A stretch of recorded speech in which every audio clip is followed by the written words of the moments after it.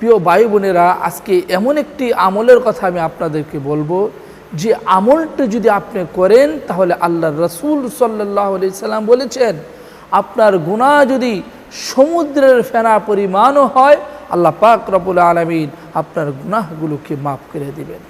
সে আমলটি হলো, আল্লাহ রাসূল সাল্লাল্লাহু আলাইহি সাল্লাম বলেন, কোনো ব্যক্তি যদি প্রতিটি নামাজের পরে 33 বার সুবহানাল্লাহ, 33 বার আলহামদুলিল্লাহ এবং 34 বার আল্লাহু আকবার বলে এই দোয়াটি একবার পাঠ করে, লা ইলাহা ইল্লাল্লাহু ওয়াহদাহু লা শারীকা লাহু লাহুল মুলকু ওয়া লাহুল হামদু ওয়া হুয়া আলা কুল্লি শাইইন কদির, এই দোয়াটি যদি একবার পাঠ করে, তাহলে আল্লাহ পাক রব্বুল আলামিন তার গুনাহ যদি সমুদ্রের ফেনা পরিমাণও হয়, আল্লাহ পাক রব্বুল আলামিন আপন গুণে মাফ করে দেবেন।